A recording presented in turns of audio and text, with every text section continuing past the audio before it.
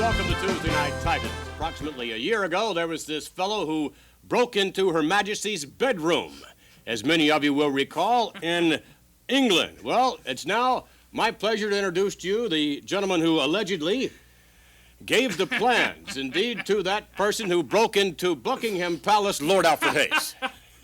Any truth to that? Absolutely none. But he did get a cup of tea while he was there, something I've never had here with TNT. He at least got a couple of, well, a cup of tea at least. Yes, I don't know. Chat.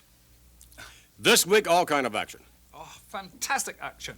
In fact, I'm looking forward so much to every particular part of this program, especially the next part that's coming up. Yes, indeed, and scheduled to join us momentarily, the incredible Hulk Hogan by way of videotape.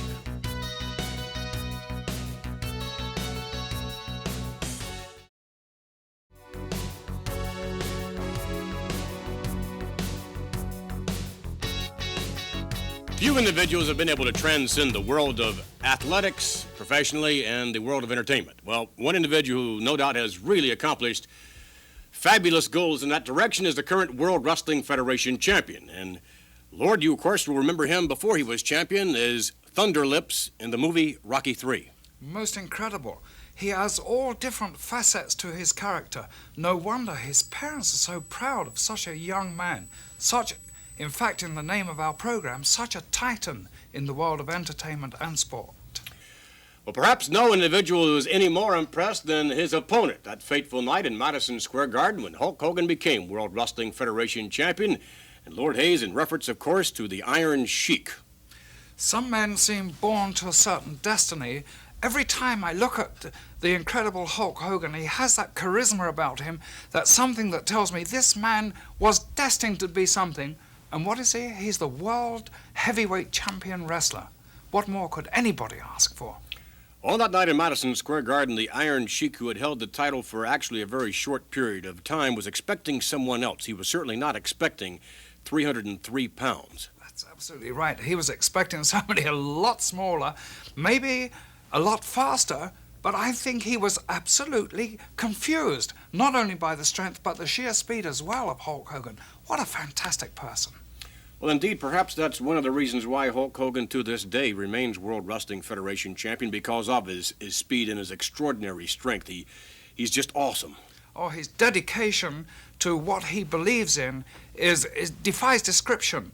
I really think that we have a champion here who's going to make his mark for a long, long time to come. Who can beat him?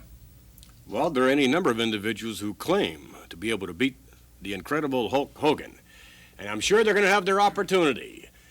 But right now, we'd like to take you back to videotape footage. It'll be Hulk Hogan winning the championship. And then from there, a very special celebration with Hulk and his parents, Pete and Ruth. If he does it, he's a fool. Suplex coming up. He got that big 305 pounds over and down for the cover. No, he got an arm up. Boy, that was close. Boot to the kidney again. Now he's going for it. Camel clutch coming up. Yes, he's got it. He's got it. No one has been able to escape that. Look at that. The Sheik really pulling on that chin of the Hulk. The Hulk's got to come out of it. If not, it's over for the Hulk. This is what did it to Backlund. He's got it on and he's got it applied tight. He's got those fingers interlocked. Only the immense power of the Hulk could save him. He's starting to shake. He's got to reach down inside for that little something extra. Look at, he's powering his way up. He's made it to its knees. That takes the effect away from the hole. Hulk Hogan now stands up with a Sheik and rams it into the top turnbuckle. The fans are going wild, and I'm so excited. I don't even want to talk. I want to watch the match. Sheik going up. Hulk Hogan, he drops a big leg on him. He's down for the cover. Hook the leg. 1, 2. He got on.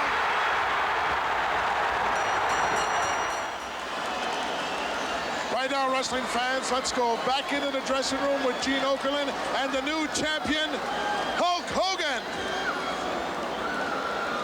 All right, it's absolute bedlam. bedlam and pandemonium here back in the locker rooms at Madison Square Garden. Gene Okerlund here with the brand new World Wrestling Federation champion, Hulk Hogan. You proved it to thousands and thousands of fans, not only here tonight in Madison Square Garden, but throughout the wrestling world. You know something, Gene? They proved it to themselves. All I asked was for the whole WWF to stand behind the Hulkster, and I told them I'd bring it home for the USA. You know something, Gene? It is the dream of a lifetime, Daddy. Oh. And you know something? I can't imagine. This is like going to the mountaintop 1,000 times over. I feel the energy. Hulkamania is running worldwide, and it just turns me on, Gene. And I felt every one of those 25, 30+ thousand people with me standing behind me all the way, and it felt great.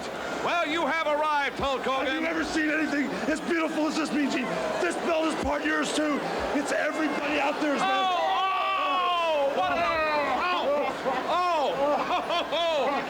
Andre the Giant congratulating the new heavyweight champion of the world.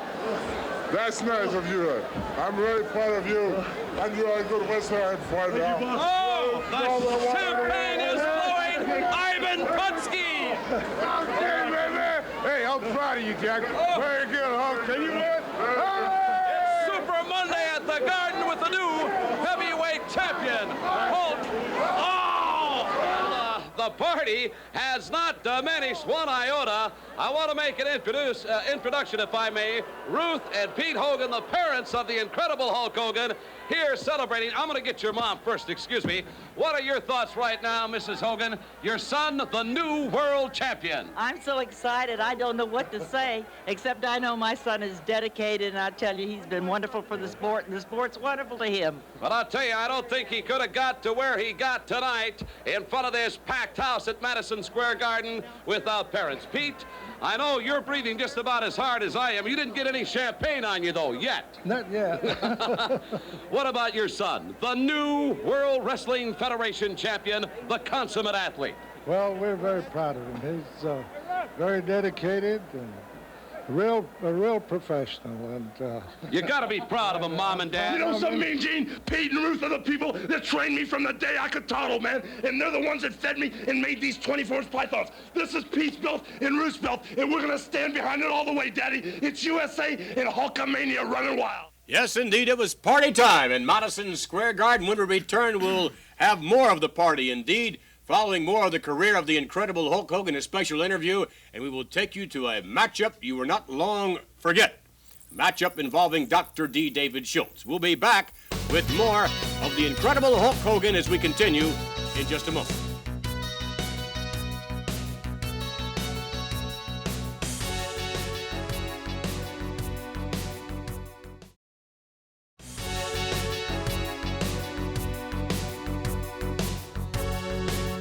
In just a moment, we'll take you to Hulk Hogan with a recent interview. Mr. Hogan was about to return to Minneapolis, Minnesota. No doubt looking forward to a special World Wrestling Federation matchup, which we will show you later on.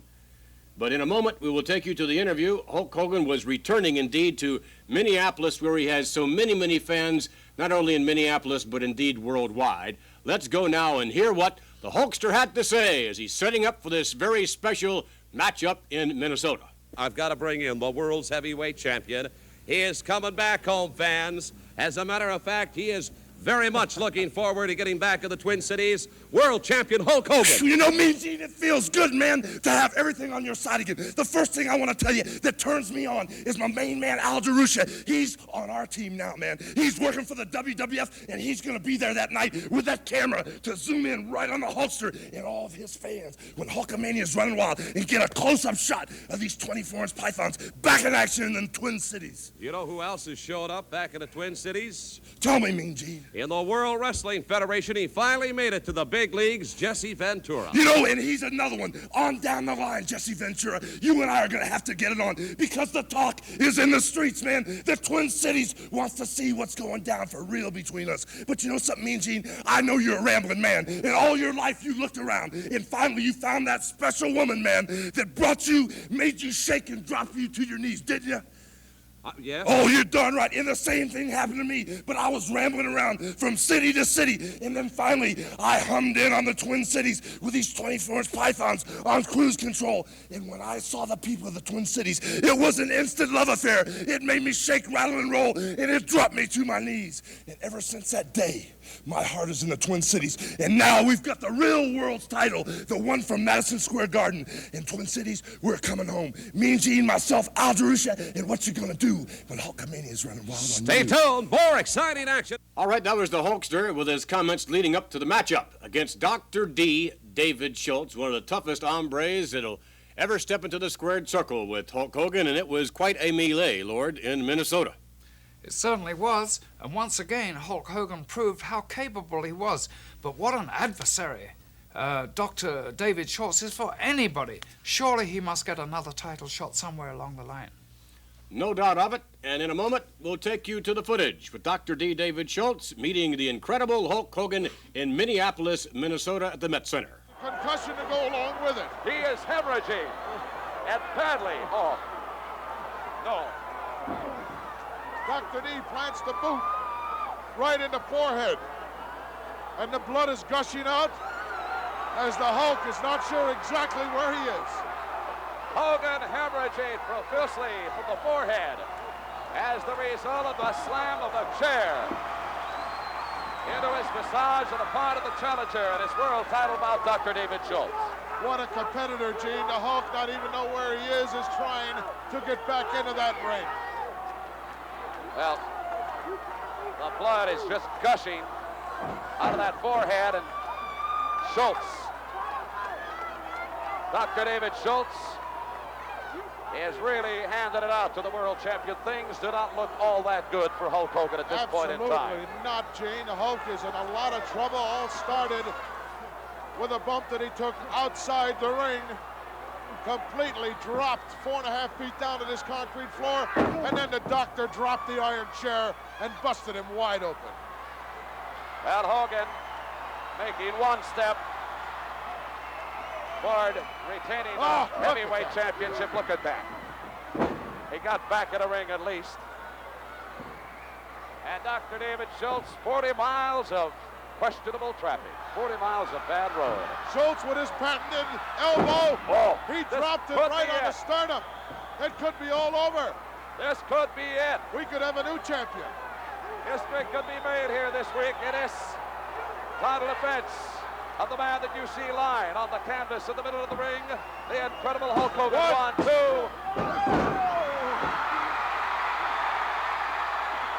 Look at that and listen to the reaction of this crowd.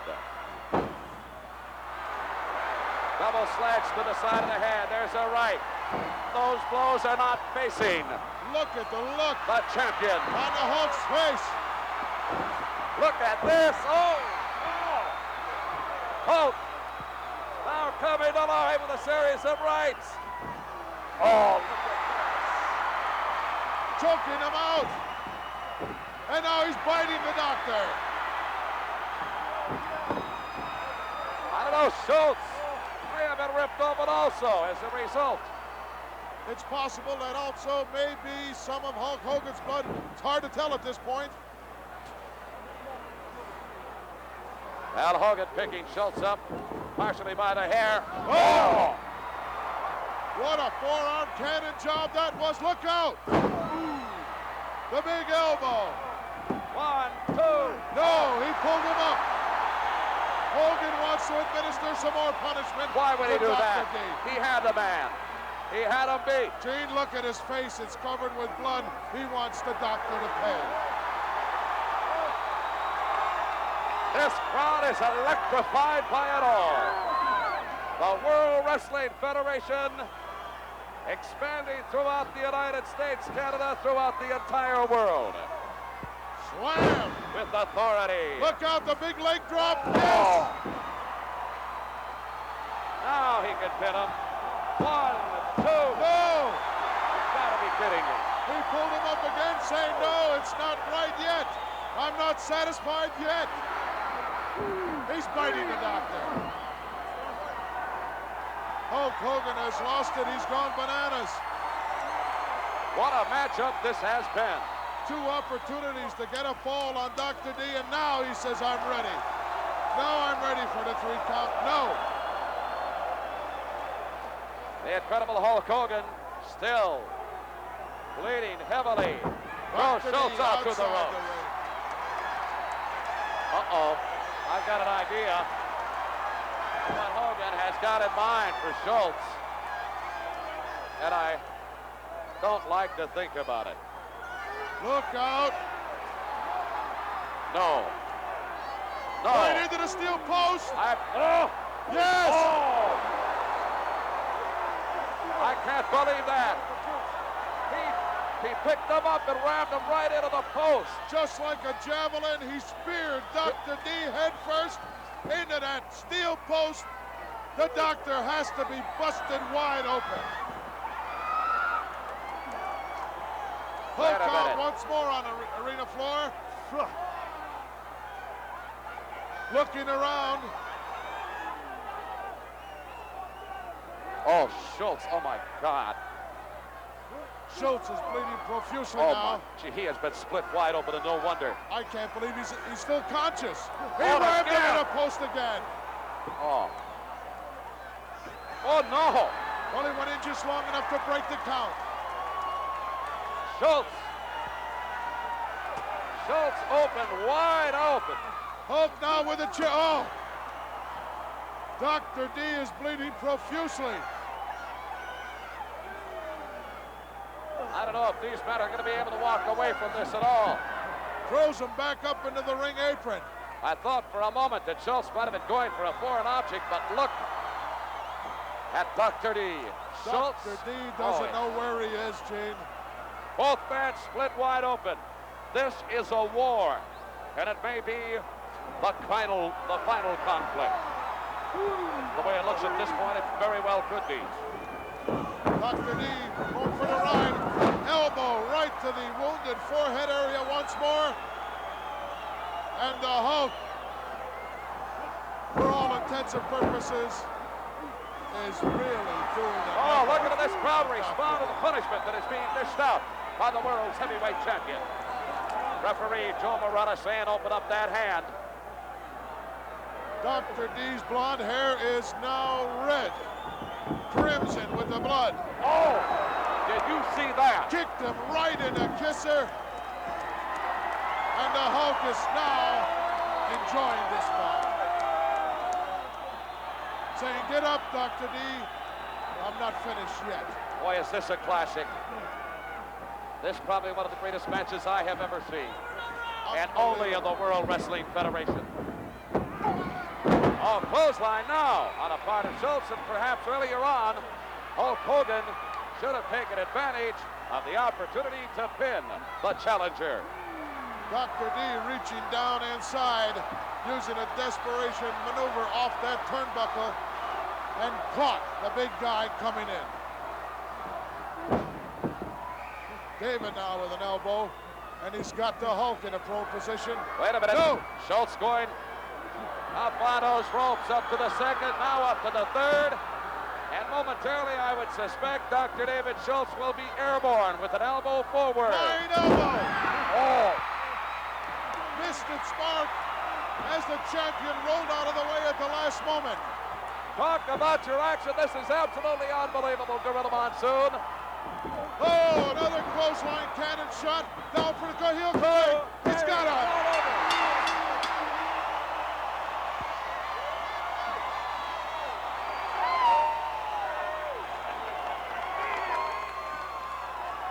Capacity crowd on its feet as Hulk Hogan successfully defending his title this week here on the World Wrestling Federation.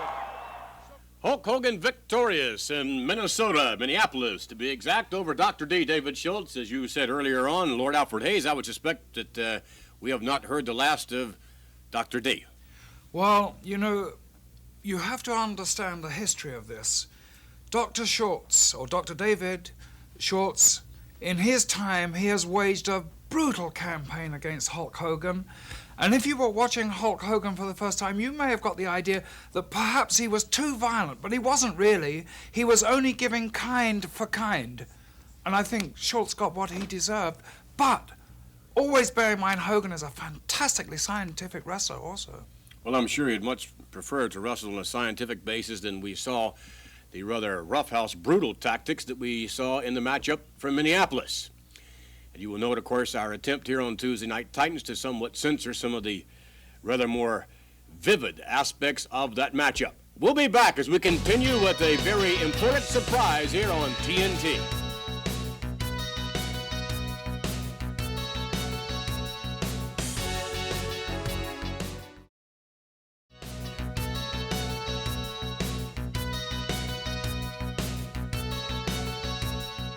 Our next guest is a gentleman who, well, in any event, he's regarded as one of the roughest wrestlers in professional wrestling today. His name is the Butcher, Butcher Paul Vachon, to join us.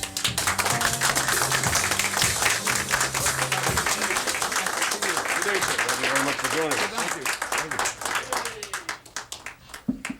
Mr. Vachon, from, I guess, one of the most famous families in the history of professional wrestling. You, your brother, and your sister as well, all great wrestlers. Yes, sir. Thank you very much. It's a pleasure to be here on TNT.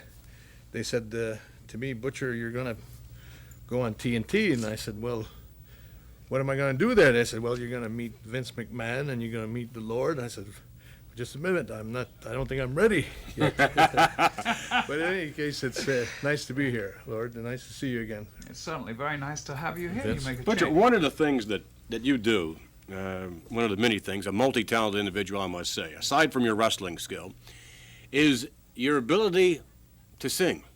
Yeah, it's hard for people to believe that, Vince, because for some reason they don't associate the personality of the wrestler with any other talent. For some reason, I don't know why that is, but it's definitely true. They don't expect, especially wrestling fans, don't expect a 300-pound, bald-headed, bearded old French-Canadian lumberjack to be able to sing. Although it doesn't surprise me at all because I come from a family of 13 children, and I mean the only entertainment that we had was to sing. We used to sing for ourselves. My mom, my dad, my 7 brothers and 5 sisters. In the evening, we couldn't afford to go to the movies or any sort of entertainment like that. So we sang, by golly, we did, and we enjoyed it, and I still do. Well, Butcher, if you would please strike up the band. Yes, sir. All right. Thank you. Butcher Paul Vachon making his way over now to begin a bit of festive activity.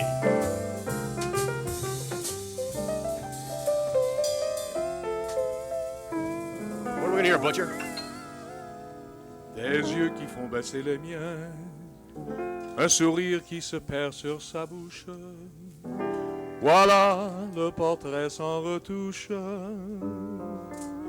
de celle auquel j'appartiens.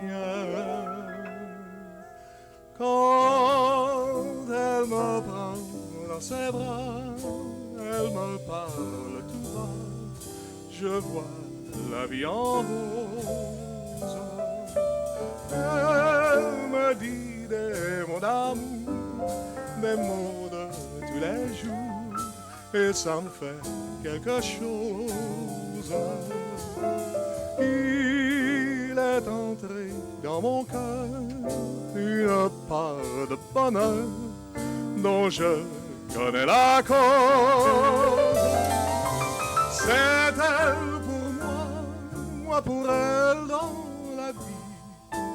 Elle me l'a dit, l'a juré pour la vie. Et dès que je l'aperçois, alors je sens en moi mon cœur qui va. Too dangerous, chérie, too dangerous for me. You know I can't resist you. Hold me close and hold me tight. I'm in a world apart. La vie en rose.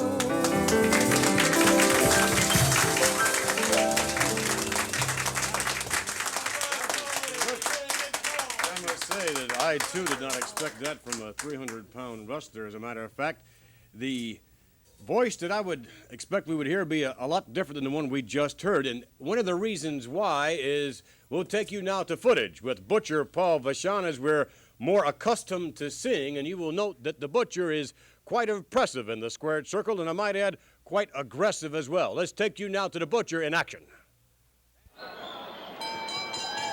Ladies and gentlemen, this next contest is set for one fall with a 10-minute time limit. Introducing in the corner to my right from Montreal, Canada, weighing 282 pounds, here is Butcher Paul Vachon. And his opponent, weighing 250 pounds, from the Fiji Islands, here is Jimmy Superfly Snuka. Well, this crowd at its feet, tremendously popular Superfly Jimmy Snuka. One of the most incredible athletes in professional wrestling today, Mr. Snuka. Preparing for his matchup with the Big Butcher at 282 pounds. Vachon against Snuka is going to be quite a match indeed.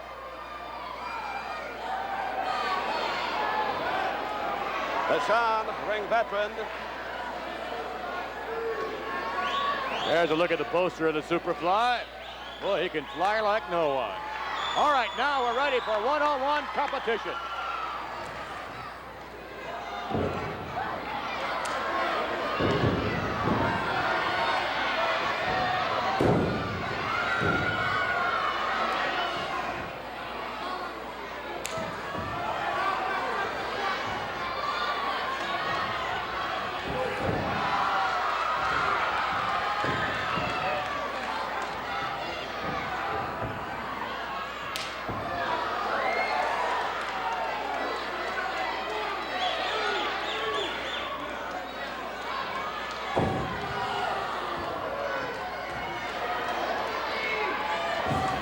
Look at the Butcher raking the back of Superfly Snuka. And this capacity crowd is no doubt upset over the latest turn of events. Vachon is really taking it to Snuka. Now, Paul the Butcher Vachon. And 282 pounds of him is really having an effect on the Superfly. Irish whip from Vachon. Vachon hesitating, but nonetheless moving in now and continuing his attack on the phenomenal Superfly Snuka. Snuka backing off. Again, Vachon in the corner with a blatant chokehold, and the referee perhaps. Oh, look at this. He is biting it. He's biting the Superfly. Referee certainly at any moment now could disqualify Mr. Vachon. Well, I hope Vachon realizes fully what he is dishing out. He may ultimately have to take in return from the popular Superfly. Things looking quite bleak, however, at the moment for Superfly Snuka. Vachon just has been all over him. A blatant chokehold.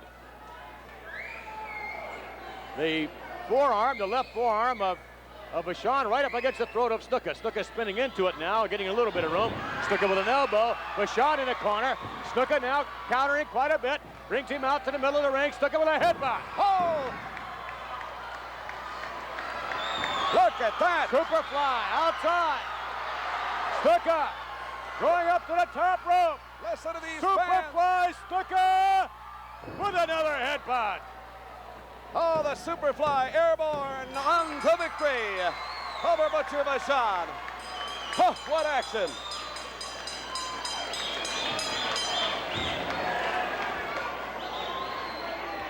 We'll get the official time.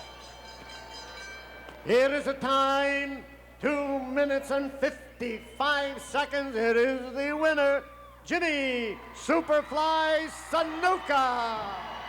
What an impressive comeback. Big offensive mounted in the early going of the bout by Butcher Vachon. And Snuka took some tremendously harsh treatment.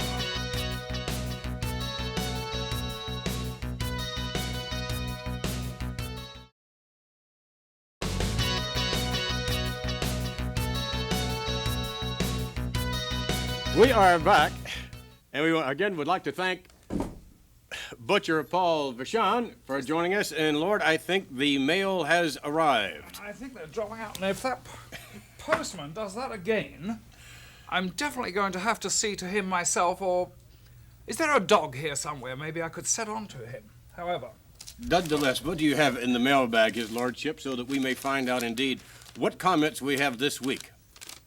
well, scribbled all over here. It's from Seattle. As in Washington, I would say.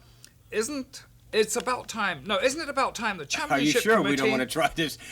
Jimmy Superfly Snooker was given a world title shot. Alan Bostic. I don't know whether that's an English name, but the writing wasn't too good. I would say that Mr. Snooker's... I would say he's due for a title shot. Mm-hmm. I'm sure he would look forward to it. What a matchup that would be. Wouldn't that be a tremendous match? Superfly Snooker, one of the greats. What else do you have there? He's in good condition all the time. Well, this is a little clearer. This yes. is from Minneapolis, and it's to the TNT. I have made many inquiries to the whereabouts of Red Bastien. Is he still wrestling? My mother said he was very handsome. Could you show some old matches of him on TNT? Betty Powers. Well, as a matter of fact, we just may have some footage in the future of Red Bastien when he was in his heyday. He currently, by the way, is residing in the state of California and looks fabulous, and also is using his experience in the World Wrestling Federation as a special guest referee, and I might add a great one. He is, indeed, in every aspect.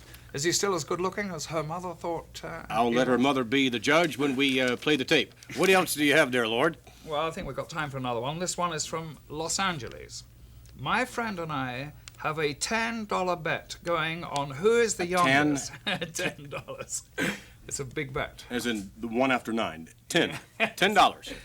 A bet going on who is the youngest, John Studd or Sergeant Slaughter. Also, is it true that John Studd was born in Los Angeles, signed Lisa Barton?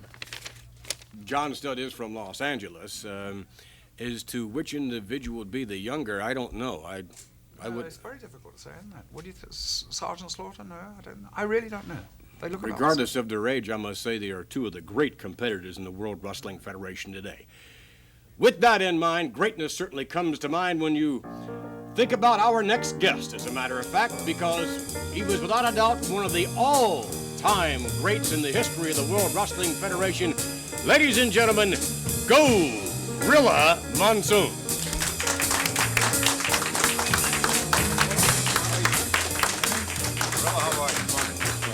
Have a seat. We are very proud to have you with us. Well, it's a pleasure to be a part of the greatest wrestling program since the Greeks started it. Well, that takes some time, I'm sure. I'll tell you, it certainly is an asset to be associated with an organization that can produce this kind of programming, and it's a great testament to you and personally. Thank you very much.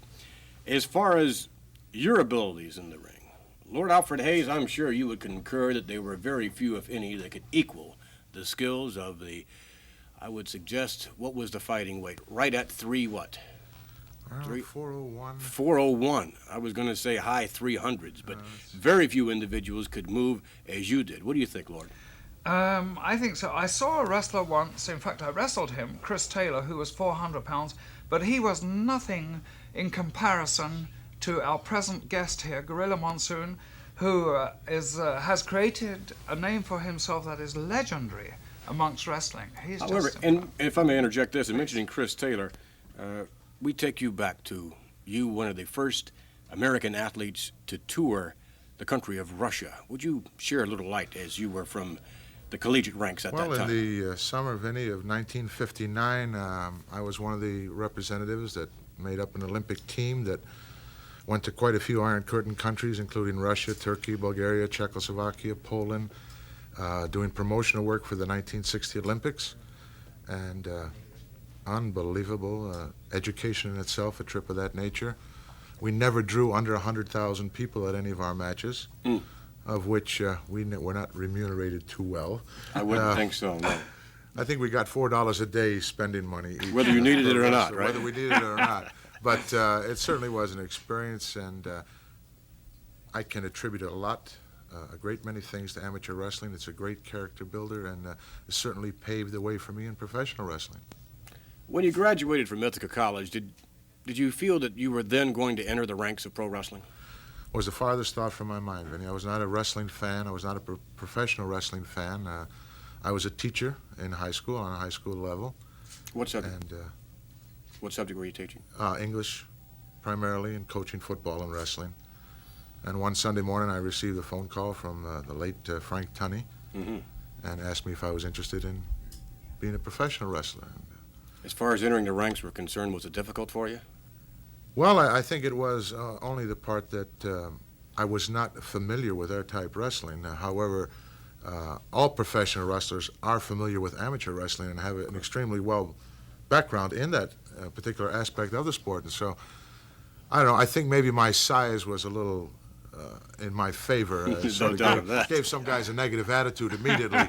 But I made the transition quite easily, and it certainly has done a great deal for me. Well, one individual that certainly had a negative attitude after they met you was a gentleman by the name of Muhammad Ali. We'll take you to some very special footage now. Gorilla Monsoon and his guest, uninvited Ali. Ladies and gentlemen, before I introduce the principals of this next match, I'd like to introduce to you at ringside, without a question of doubt, one of the greatest heavyweight boxing champions of all time, Muhammad Ali. And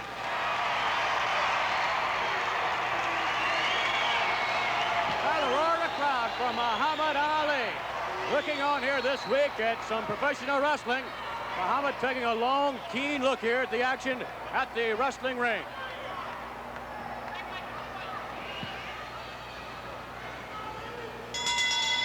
Ladies and gentlemen, this next match, one fall, a 10-minute time limit. Your referee is Dick Worley. And in the ring at this time, wearing the blue tights from the Isle of Malta, weighing 265 pounds, Baron Mikhail Sakura.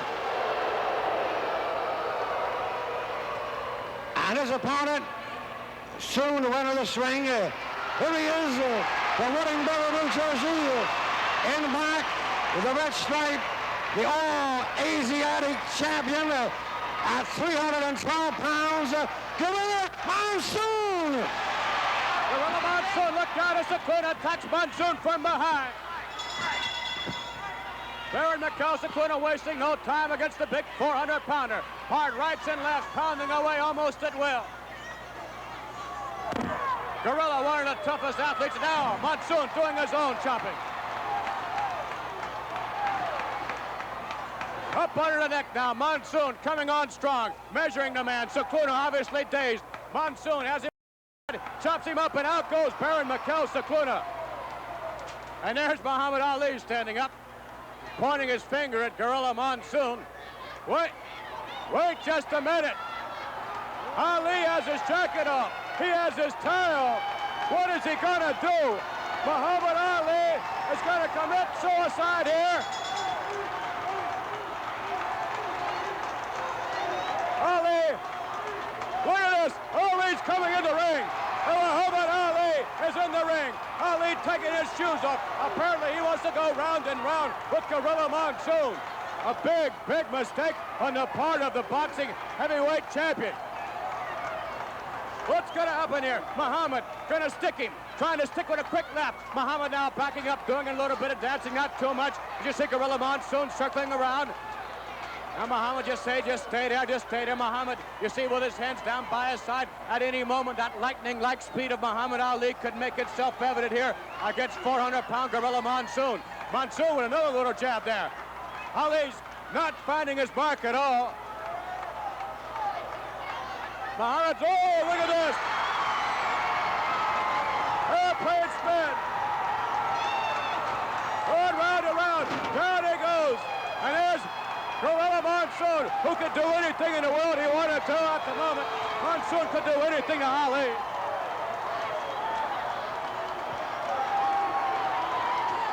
Ali dazed. Ali shaken, but still once more. No, he doesn't either. Muhammad Ali has learned a lesson here the hard way. Muhammad said he could beat any professional wrestler any time. I believe he learned here at this moment that he cannot take Gorilla Monsoon, nor possibly could he take anyone else of the caliber of Monsoon. As now they're taking him back to the dressing room.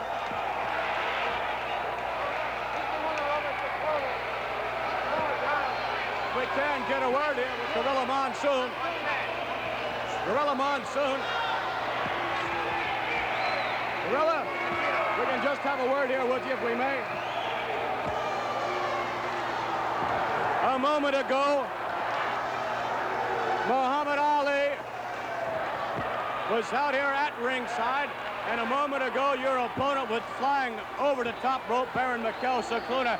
At that time, Muhammad Ali decided to make it his business to get into the ring and prove that indeed a professional boxer's skills are superior to those of a professional wrestler, but I don't believe he proved that at all. Vince, you know, this guy may be a great boxer, but he don't belong inside that squared circle with a wrestler. That was proven, and that's for sure. This guy is nothing. This guy doesn't know wrist lock from wristwatch. How can he get in there with a wrestler? All he knows is throw a few lousy jabs. That's not going to stop a wrestler. Let's take a look at the action we saw earlier here with Gorilla Monsoon, who stood back, Here we see now Muhammad trying to reach you. Quick with a quick left jab, trying to reach again. He can't reach you. He's too far back. He doesn't want to move in on you. But Muhammad Ali now sticking, jabbing. As soon as you grab a boxer, he's finished. A boxer can't fight when you tie him up. Now he's pointing his finger right at you. What's he saying to you? He's saying, I don't stand a chance with a fighter. There you go. There's your Up he goes. Gorilla Monsoon has him high in the air. Round and round and round he goes until Muhammad Ali doesn't know where he is. Gorilla Monsoon sitting around and round and then flattens the man out, back first, and there obviously you could have done away with him had you wanted to. No question about it. No question about it. He was at my mercy. I could have done anything. I could have, at that point, I could have wrist locked him, broke his arm, broke his leg, broke his neck, done anything. Great boxer, terrible as a wrestler. Great boxer, but terrible as a wrestler. Muhammad Ali entering a domain about which he knows absolutely nothing. We'll be back in a moment. Well, there, Gorilla Monsoon. And I must say, I'm sure that was quite a surprise when Mr. Ali chose to step into the ring. The year, by the way, was 1977, and Muhammad Ali was then world's heavyweight boxing champion. A little post-comment on that. Well, he got an education, Vinny, in that as many other professional athletes get an education when they decide to step into the field of professional wrestling, where you're meeting the greatest conditioned athletes in the world by far. Even through amateur athletics, when we were wrestling, we would take football players and basketball players who thought they were in great condition and take them up on a wrestling mat, and in a minute and a half they're stepping on their tongue because it's a different ball game. You don't condition every part of your body like you do to be a professional wrestler. And we have some great guys today who are in such great shape that I would not question to put any amount of money against any other professional athlete, and I know our guys would come out on top. Well, you mentioned conditioning, and there's perhaps a most unique situation in terms of wrestling being the greatest martial art, and I would think that you have many other athletes at a tremendous disadvantage, no matter what kind of condition they're in. There's no question, because they don't know, number one, the fundamentals of wrestling. And you take a boxer like Ali, who, in my book, is the greatest fighter of all time. But Ali, as soon as he gets in reaching distance, it's over. Same way with Andre the Giant with his confrontation with a boxer. As soon as Andre got his hands, Chuck Wepner really didn't know what to do. He was stymied. I was in the corner that night, and the look on his face was just a look of amazement as to the power that Andre possesses, and Andre played with him like a toy. There's no professional athlete in any field that's going to step into professional wrestling ring and take advantage of a professional wrestler. It just cannot be done. We would like to thank you very much for joining us. My pleasure, and Lord, so good to see you again. Thank you. That certainly was a revelation. I loved every minute of it. Great. Gorilla Monsoon, our special guest here on Tuesday Night Titans, one of the all-time greats. We'll be back in a moment.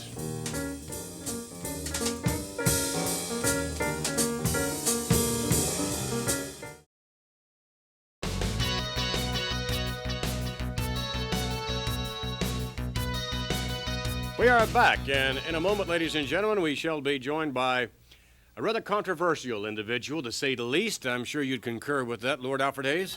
Oh, undoubtedly. Unusual? I don't know. Is there something wrong? Does he have complete control of his mental faculties? Or is all this a ploy just to make his name the biggest name anybody has ever seen, not only in professional wrestling, but now in the world of rock and roll? Well, I would say you could call someone unusual who's approximately 300 pounds and wears rubber bands in his cheeks and beards and things of that nature. Ladies and gentlemen, our next guest to join us, as a matter of fact, momentarily will be Captain Louis Albano.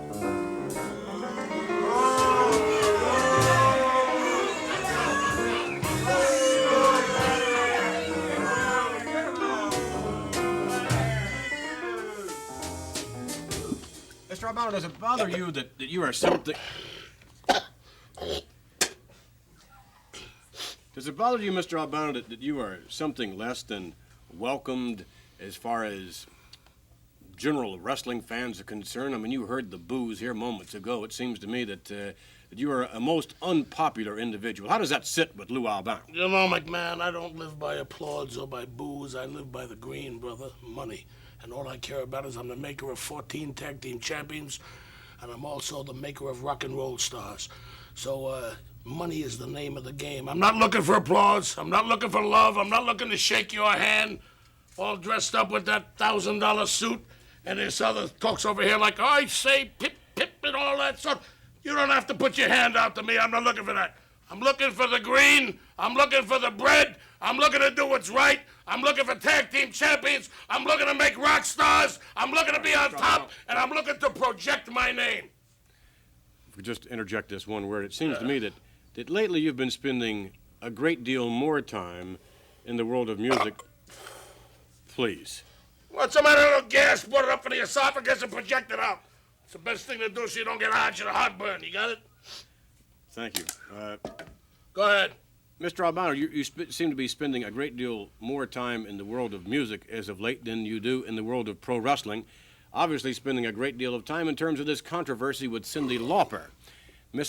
Yeah, go ahead. Get that, Lordship? How disgusting. Beg your pardon, Lord? I said, how disgusting. Well, then move down the end of the chair and you won't get it. Disgusting.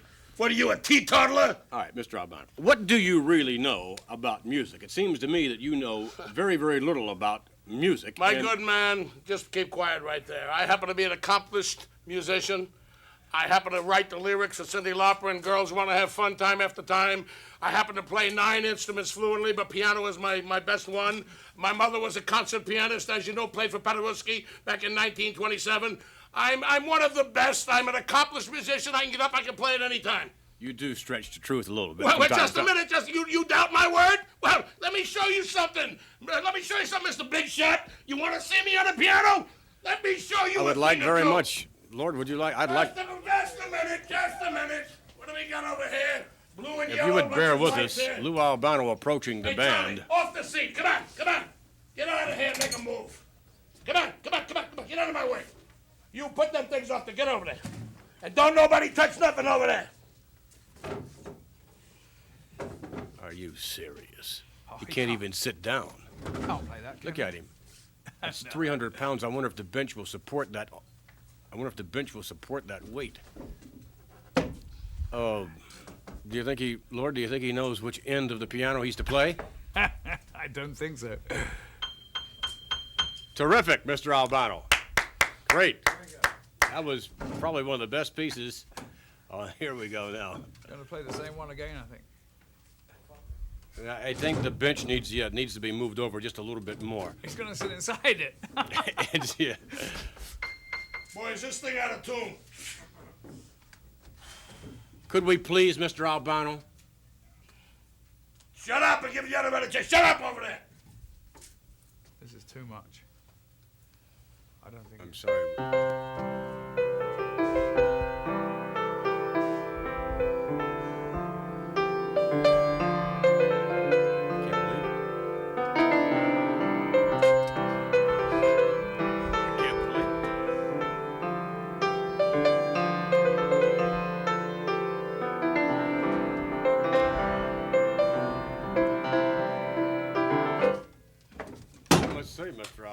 that is, All right?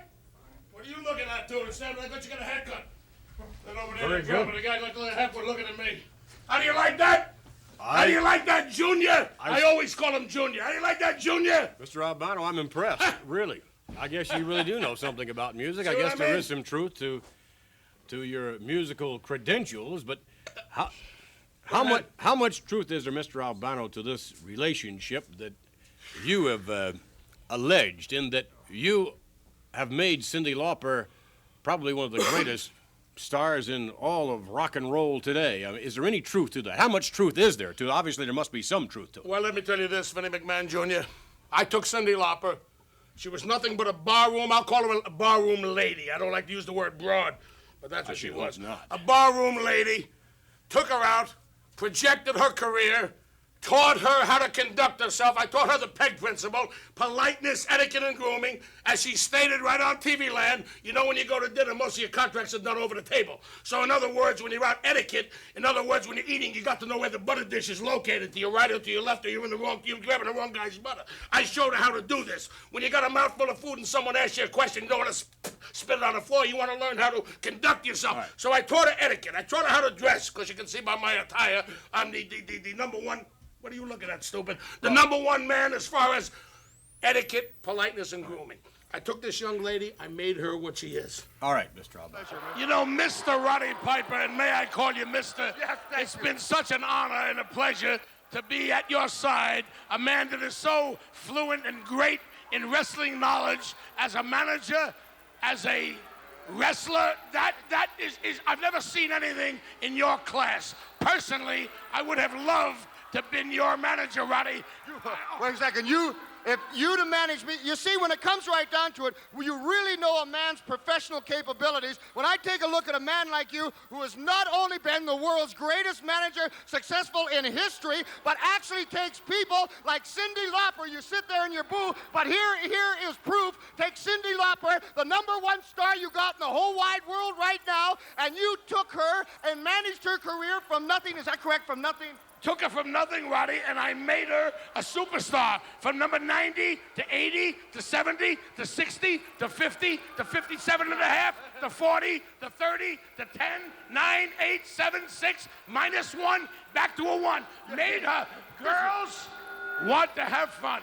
Junior, I produced, I wrote, and I directed the entire video for MTV. Was Captain Lou Albano that was behind it. I wrote the lyrics, wrote the music, the whole bit, produced it, directed it, stood there. I put my time in, devoted, stayed up nights, night in and night out, studied the score, looked it over, picked the right cast, picked the people that would fit, suitable for Cyndi to make it a success. And it became number one in the country, number one in the world, sold 2,976 copies. It was no doubt an unbelievable success, and as a testament to that, as a matter of fact, moments from now we'll take you back to Rowdy Roddy Piper in Piper's Pit, and we will see, obviously, some of the awards that Miss Lauper has won. I have here Mr. Lou Albano, the captain himself, the greatest manager of wrestlers, but not only that, has supremed himself, the greatest rock and roll manager ever, with Cyndi Lauper here. I want to give you credit, and just for the skeptics, let's clear it up right now, Captain. Roddy Piper, you're a brilliant strategist and a genius, but let me show you what I did for Cyndi. USA Today. Let's take a look at that. Cyndi Lauper, it's USA. You've all heard of course, Life magazine. This is Fine Life. publication. This is Life, man. Let's take a look at the cover of Life magazine. Cyndi Lauper. We'll get inside now. See what the captain did for Cyndi. Here you go. Major magazine, Life magazine. All together. Perhaps you've like to see Cindy's album. Right on the made her number one. Took her from 70 to 60 to 50 to 40, 49 and a half down to a -1, right back to number one. Did you make her sexy? Yes, I made her sexy. Oh, I did. You've heard of the music paper? Take a look at it. Captain Lou Albano once again projecting the greatest entertainer pound for pound in the world today. Now let's look at the record. Here she is again, all cover, nothing but cover. Captain Lou Albano, here you go. Take a look at it. This is what I did. You've heard of gold albums. Now let's get a look. Here we go. She's so unusual. This is right here. Girls just want to have fun. PEG principle, politeness, etiquette, and grooming. Tell me something. Do you think that you could bring Cyndi Lauper on my pit? Why not, Roddy? Well, all is not well, actually. You would think that it would be, to a certain extent. Lou Albano claiming a great deal of credit for the success of Cyndi Lauper. Lou Albano was unable, or at least failed to, on that occasion, bring Miss Lauper onto Piper's Pit. And furthermore, there was a actually, I guess you'd call it a confrontation, Mr. Albano. Lou Albano finally was on Piper's Pit, and finally Miss Lauper appeared.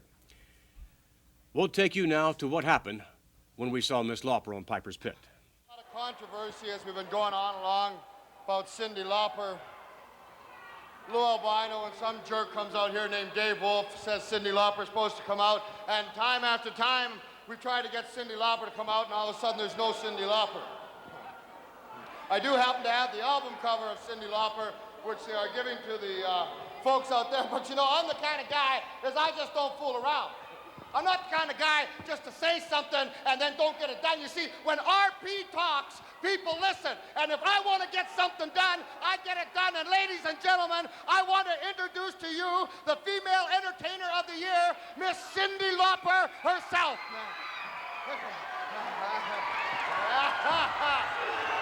Sit down. It's a pleasure. It's a pleasure. Please have a seat. Please have a seat. Please have a seat. You look... First of all, I would like to say to you, you look wonderful, Cyndi. It's been a long time coming for us to try to get you here. Cyndi has flown 7,000 miles to come here and see us. And one thing that I admire about you is we both have something in common. We are both #1 at what we do, and you, time after time, and the records that you have out, the girls just want to have fun with all your... They do. They do. They just, girls just want to have fun. Where have you been? What have you been doing? Oh, well, I'm glad to come back. I've been in Europe. It's nice to see all the wrestling fans and the WWF. And you, Rodney, how are you? It's great. I've been in Europe. I've been in London. You've been in London, England. London, England, same thing. London, England, same thing. Tell me, who does your hair? Oh, me and Patrick, we do it. Who's Patrick? Oh, he's in the back somewhere. He helps me out. Pat. You look terrific. You look terrific. You know, as we were saying, we're both #1 in what we do. And I'm a self-made man, and I realize that through the time you've had a lot of friends help you out, and especially one, Captain Lou Albano, your manager, the man who has taken care of you and actually brought you from nothing and taken you up. Rodney, wait. Yes, darling. No, I love Lou, but he's not my manager. A lot of people think that. No, wait a second. You're not calling, wait. No, I know you don't mean that. You're not calling Lou Albano a liar. I know that. He's your manager. Lou would never say that. Lou, hey, how are you? Cyndi, sweetheart, how you been, baby? How you doing? Cyndi, tell all these people out here how I took you, Cyndi, and found you in New York City and Queens, and how I made you a superstar. Tell them what I did for you, Cyndi. Lou, come on. Only kidding. No. No, wait. No, wait a minute, Cyndi. Tell them how I wrote the words for time after time, Cyndi. And girl... Lou, he's kidding. He's only kidding. No, wait a second. Now, you've told me that you've taken 75%. You told me that you brought her from nothing. Took her from telling how women, Cyndi, belong in a kitchen and pregnant, Cyndi, that no woman's ever accomplished anything without a man behind her. Cyndi, tell them that. Wait, Lou, you know, I don't like that. You're only fooling around, right? Because I don't like that stuff. No, wait a second. This is not fooling around. You're not kidding? Cyndi, just shut up for a minute, Cyndi. Tell them what I did for you, Cyndi. Tell them how you... Hold that up. Tell them how you came off my reputation, Cyndi. Captain Lou Albano, how all women are nothing, Cyndi. They're slime. How it takes a man to make a woman... 1 second now, just calm down. I saw the video myself, and I know what he's done. Yeah, about 1 second in the video. What are you, crazy? No, it was a big segment, Cyndi. You wrote off for me, Cyndi. Wait a second. I saw the video myself. You can't come out here and tell me that this man is a liar. I'm not calling him a liar. I don't want to get mad. Now, don't get me mad. Wait a second. We don't care who gets mad. I'll tell you something. Just wait a second, young lady. I don't care what you think. Just a minute, Cyndi. I want you to be honest. Tell them how I took you abroad hanging around New York. What? Abroad? Go ahead, tell them a barroom broad made you, Cyndi. Go ahead, Cyndi. Tell them the truth, Cyndi.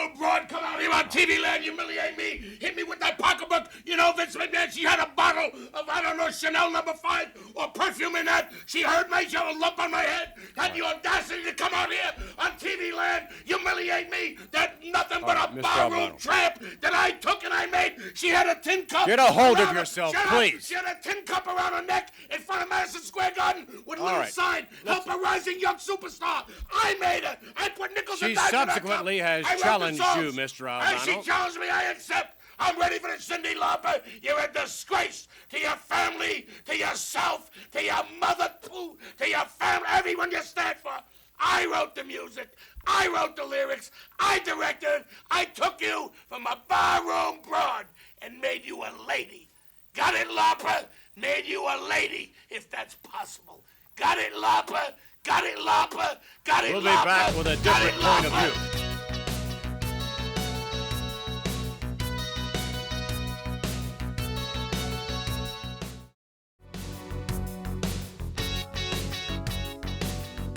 Earlier on, our guest Lou Albano, and of course Mr. Albano took a great deal of credit for the unparalleled success for Miss Cyndi Lauper.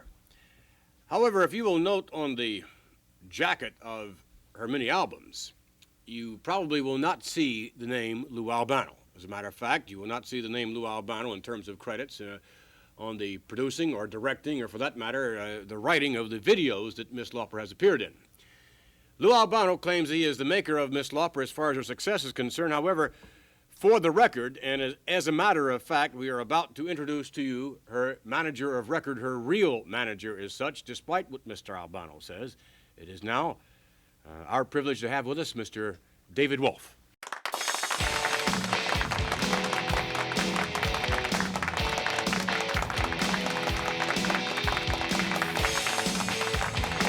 Sort of happy to be here.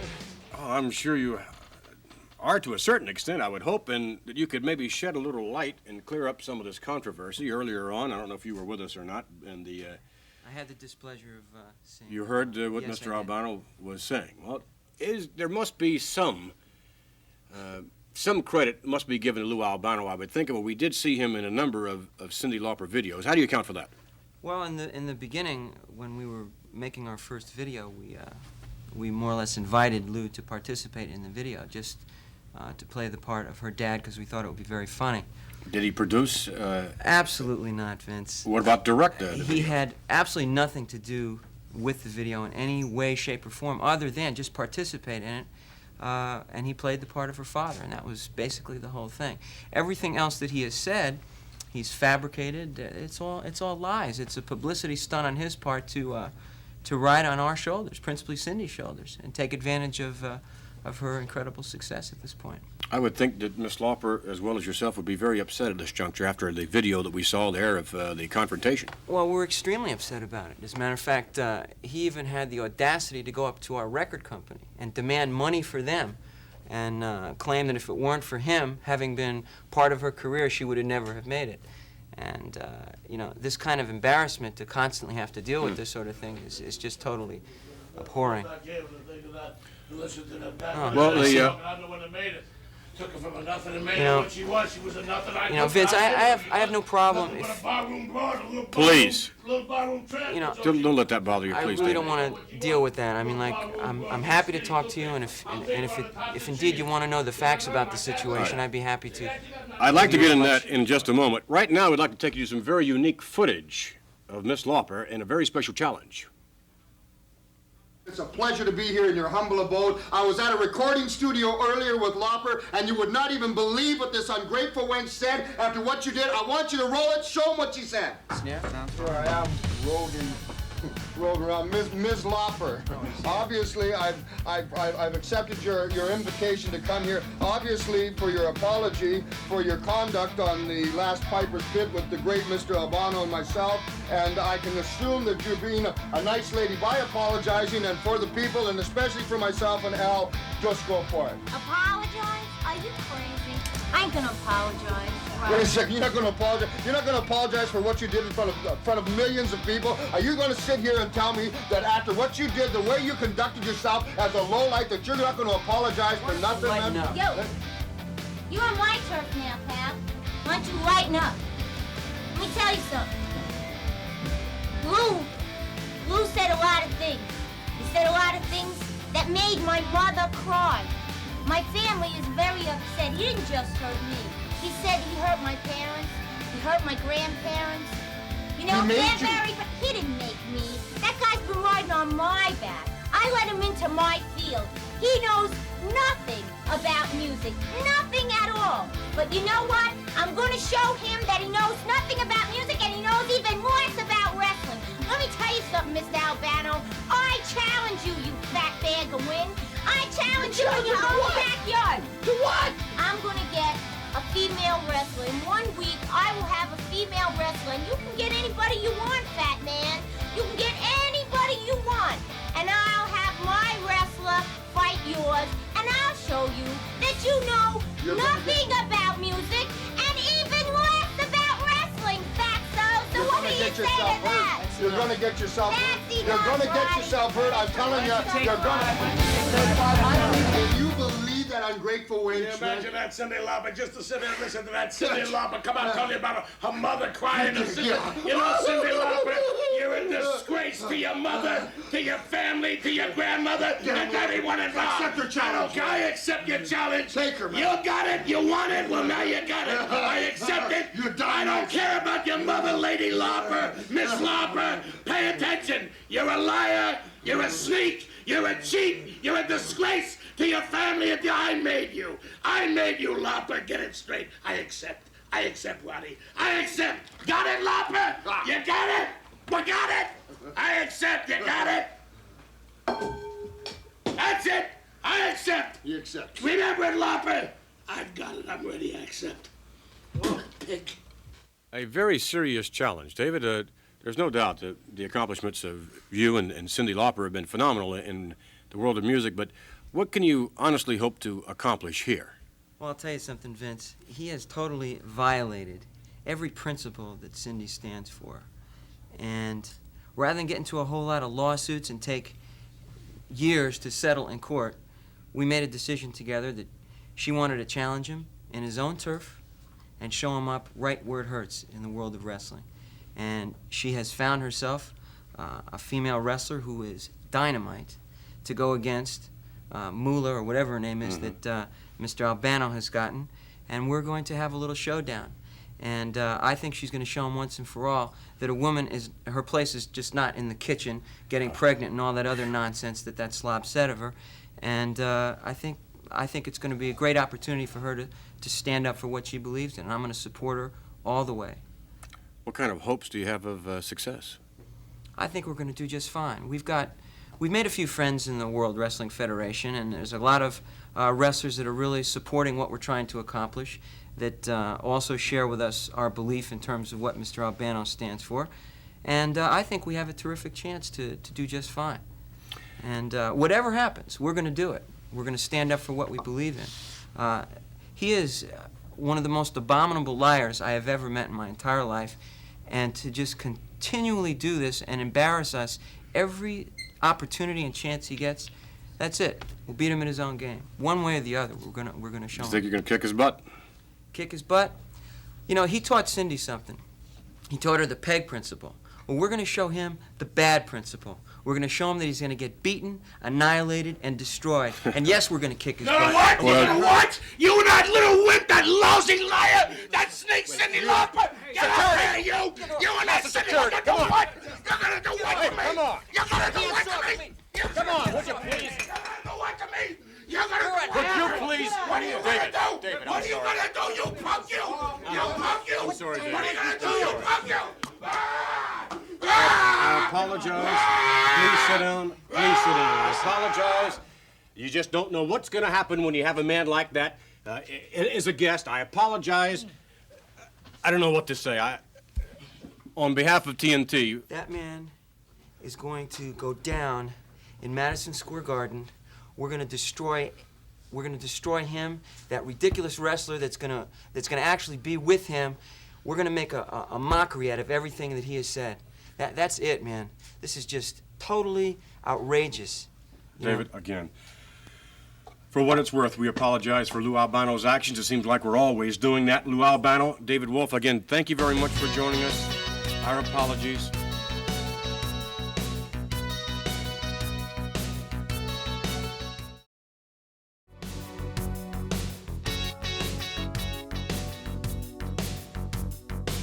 We'll have a little more semblance of order here on the set with Lord Alfred Hayes, now that Mr. Albano has departed the scene, and his counterpart, in some respects, David Wolf.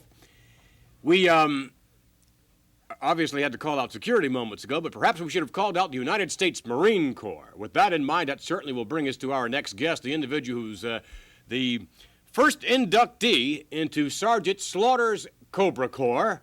Our guest from Amarillo, Texas, Terry Daniels.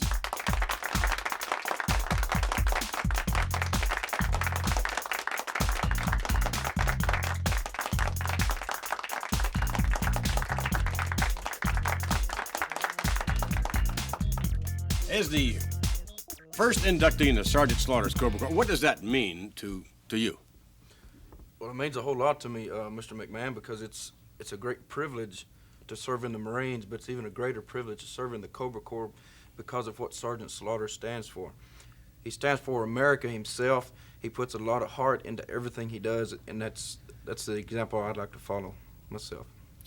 Well, indeed, you have followed those words a great deal in your career in professional wrestling. You yourself are quite an outstanding young wrestler. Lord, how would you assess the capabilities of Terry Daniels?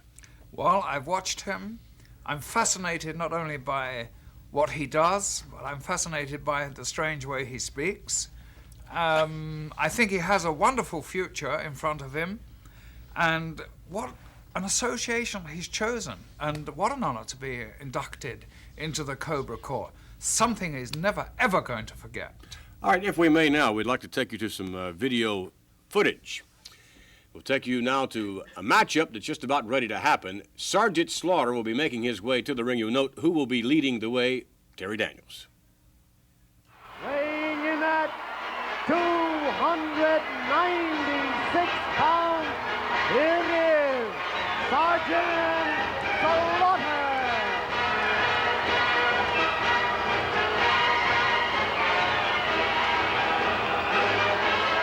A standing ovation.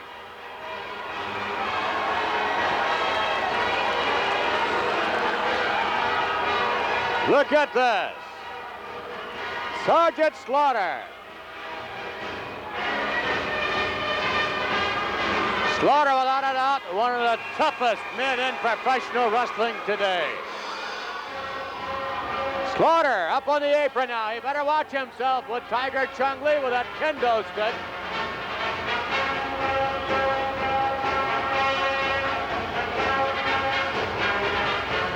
Without a doubt, one of the most patriotic individuals in the United States of America. Slaughter for president. How about that, Gene? Well, his popularity is second to none, and that's typical of some of the signs that we see ringside this week. Just prior to this match, Sergeant Slaughter being supported by Terry Daniels, and it's just the other way around as well, is it not? Yes, sir. He's got just as much heart in what he does, and he puts as much effort in towards me. He looks out for me and I look out for him, because one Marine always looks out for another, so we have nothing to worry about. Without a doubt, Slaughter has a reputation of being one of the toughest and certainly the most aggressive wrestlers in professional wrestling today. Would you agree with that, Lord Alfred Hayes? Oh, I am so impressed with Sergeant Slaughter. He is a man who has his mind set on an objective. When he goes into the ring, he forgets everything else except that objective that is in mind, that goal to be reached, that goal to be attained. And I think he is probably the most single-minded wrestler in that aspect of all the professional wrestlers in the world of wrestling today. I hope Terry can emulate that. Well, he has thus far, and in a moment we'll return with more of Terry Daniels and more of Sergeant Slaughter. We'll take you to some very special footage all the way out to the Statue of Liberty. We'll be back as we continue with more TNT.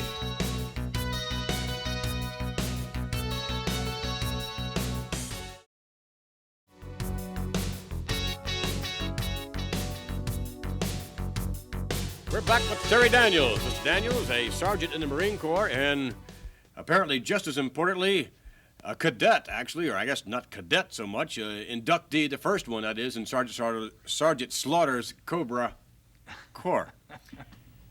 In terms of supporting each other, I would think you would take that to the limit somewhat in upcoming tag team matches that you and the Sarge have online. Yes, sir. There's some stiff competition out there as far as tag teams go. In order to have a successful tag team combination, you've got to be able to know what the other person is going to do. For example, Sergeant Slaughter, he's got to know what I will do.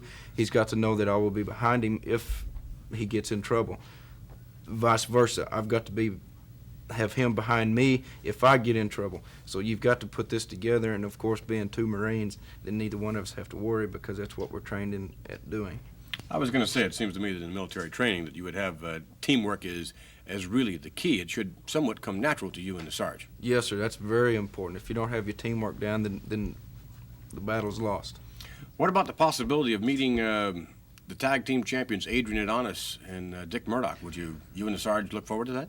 Yes, sir, we will. That's a great honor there to meet the tag team champions because they worked their way up to get the belts. And to have a shot with them is kind of like a dream come true, for me especially.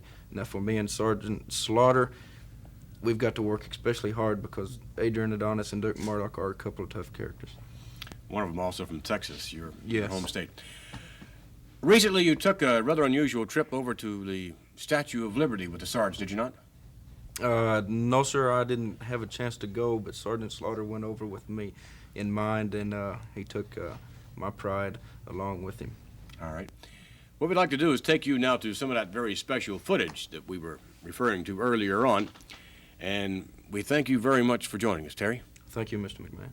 Terry Daniels, ladies and gentlemen, a first inductee in Sergeant Slaughter's Cobra Corps, apparently just as proud to be a part of the Cobra Corps as he is the Marine Corps.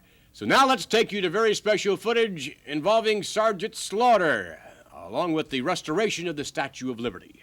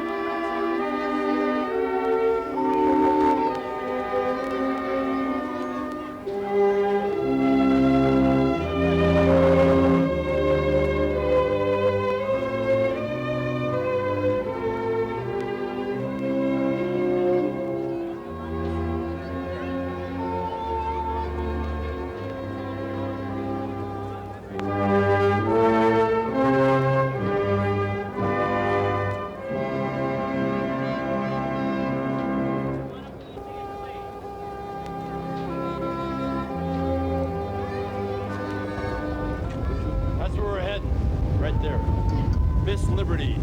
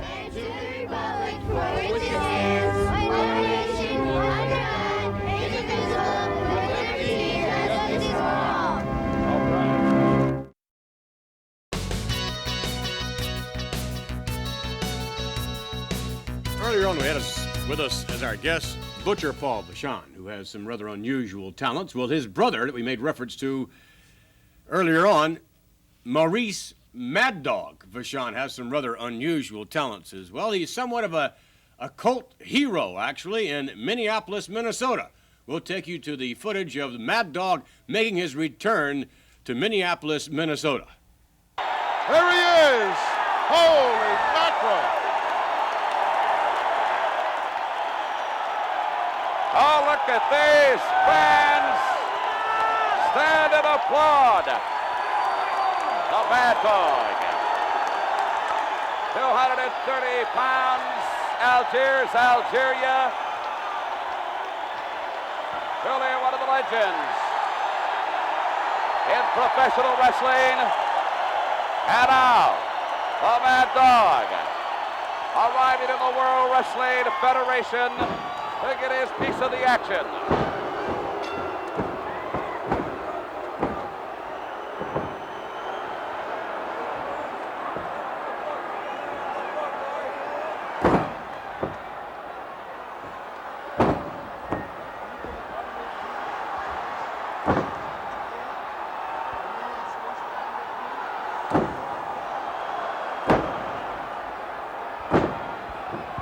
Mad Dog Vachon brought into this arena with a standing ovation for this capacity crowd.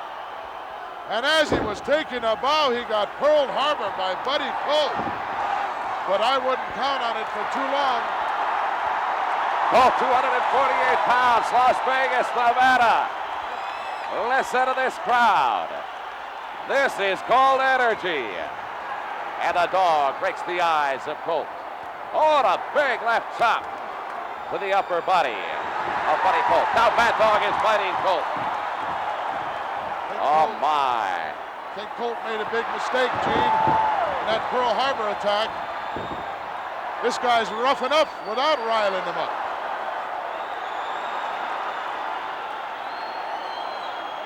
Colt over the ropes, and Mad Dog has really taken matters into his own hands.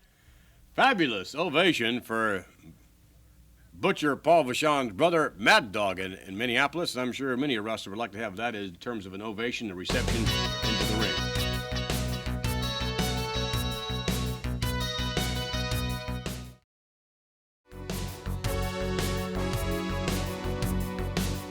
We certainly hope you have enjoyed this presentation of Tuesday Night Titans. When we return, ladies and gentlemen, in 2 weeks. By the way, next week we'll take you to the Capitol Center for a World Wrestling Federation spectacular. The following week, Tuesday Night Titans will return, and with us will be our guest, Greg the Hammer Valentine, one of the foremost wrestlers in the World Wrestling Federation today. And well, to join Mr. Valentine, his wife, who is a very attractive lady, so I'm told. Alfred? A beautiful girl, she really is. And but let's face it, Greg is a very good-looking fellow. They deserve each other. I would suppose so. And we'll find that out when they join us. To join us also, ladies and gentlemen, in 2 weeks here on TNT will be Tony Garea from Auckland, New Zealand. And to round things out with bagpipes and all, the pipers will be piping. We'll have with us Rowdy Roddy Piper himself.